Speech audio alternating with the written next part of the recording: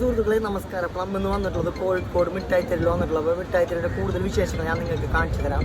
ഭയം നിങ്ങളുടെ YouTube channel ആദ്യമായിട്ട് കാണുന്നുണ്ടെങ്കിൽ നിങ്ങളുടെ യൂട്യൂബ് ചാനൽ സബ്സ്ക്രൈബ് ചെയ്യണം, അതേപോലെ തന്നെ ലൈക്ക് ചെയ്യണം, കമൻറ്റ് ചെയ്യണം, ബെൽ ബട്ടൺ അടിച്ചുകൂടി. കോഴിക്കോട് ജില്ലയുടെ ഒരു പ്രധാന ആകർഷണങ്ങളിൽപ്പെട്ട ഒന്നാണ് SM സ്ട്രീറ്റ് അഥവാ മിഠായി തെരുവ് എന്ന് പറഞ്ഞിട്ടാണ്.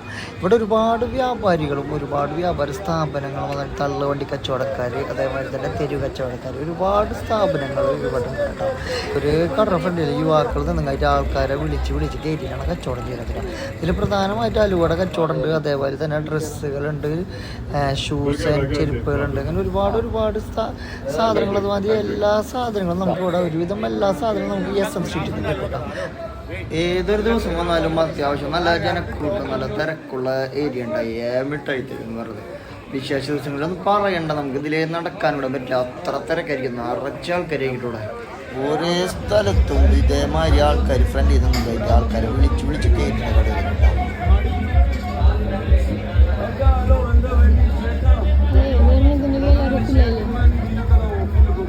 പയ്യന്മാരും ഉണ്ട്, അതേപോലെ തന്നെ വലിയ ആൾക്കാരുണ്ട്. എല്ലാവരും കൂടെ ഇങ്ങനെ കടയുടെ ഫ്രണ്ടിൽ ഓരോരുത്തർ ഇങ്ങനെ നിന്നും കയറ്റി ഷൂ എന്ന് പറഞ്ഞ കയറ്റി വിളിക്കുമ്പോൾ തന്നെ ആരായാലും നോക്കി പോലെ അതുമാതിരി നോക്കി കയറ്റി ഇവർ എന്തായാലും നോക്കി അവരോട് കാര്യം പറയും.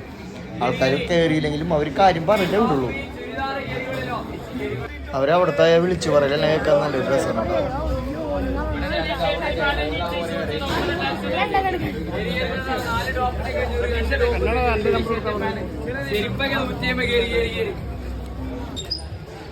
ഇതിന്റെ ഇടയിൽ നല്ലൊരു അടിപൊളി തിയേറ്ററും ഉണ്ട് കേട്ടോ.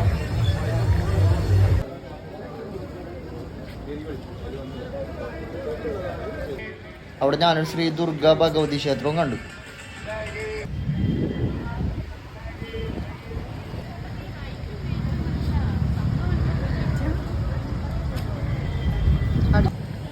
ഐസ്ക്രീം നമ്മൾ സ്കൂപ്പ് ചെയ്തെടുക്കുന്നുണ്ട്, ട്വിസ്റ്റ് ചെയ്ത് ഇങ്ങനെ എടുക്കാം, സ്വിച്ച് ട്വിസ്റ്റ് ചെയ്തെടുക്കാം.